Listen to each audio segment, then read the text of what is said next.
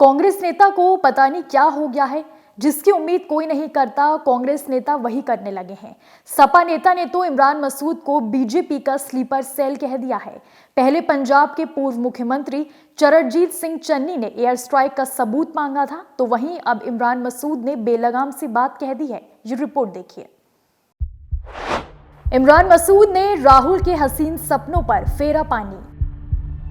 अखिलेश ने सबूत पेश कर इमरान की बता दी पूरी कहानी।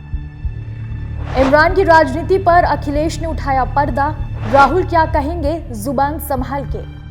हमारे देश में आकर कोई बम गिरे पता नहीं चलेगा। कहते जी पाकिस्तान में हमने सर्जिकल स्ट्राइक किए थे, कोई कुछ नहीं हुआ, कहीं नहीं दिखे सर्जिकल स्ट्राइक, किसी को नहीं पता चला।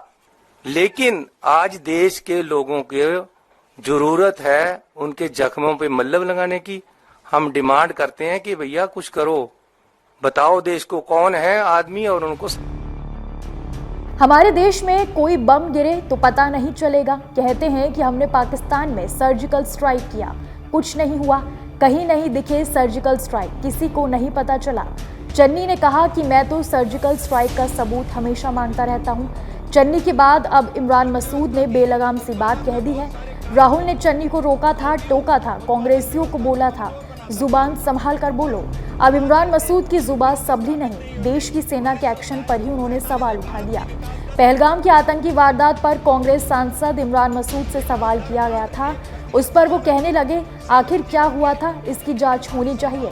फिर होस्ट ने कहा, ये बात आप अपनी सरकार पर लागू नहीं होती। 3000 से ज्यादा उस वक्त कश्मीर में लोगों पर हमला हुआ था, एक्शन के नाम पर ए भी नहीं दिखा, इसलिए आज हम ये भोग रहे हैं।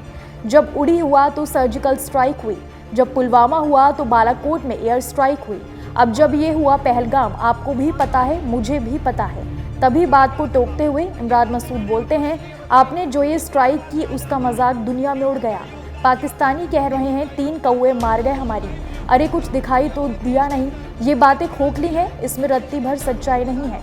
अब सोचिए, जब देश में युद्ध की स्थिति है तब कांग्रेस नेता सेना पर सवाल उठा रहे हैं। ऐसा लगता है कांग्रेस इमरान मसूद ओवर कॉन्फिडेंस का शिकार हो गए, तभी तो वो बेसिर पैर के दावे कर रहे हैं। देश के लोगों को तो छोड़िए, इसी अति आत्मविश्वास के कारण वो सपा नेताओं से भी बैर ले रहे हैं। सपा विधायक आशु मलिक ने उनके खिलाफ मोर्चा खोल दिया है। किसी का राजनीतिक भविष्य बर्बाद करना हो, 2 जोकर शहर में घूम रहे हैं, उनसे मिल लो। ठीक है, यही सुनना चाहते हो ना? घूम रहे, आज तक बता दो किसका भविष्य बना दिया। ये भोले भाले गरीब परिवारों के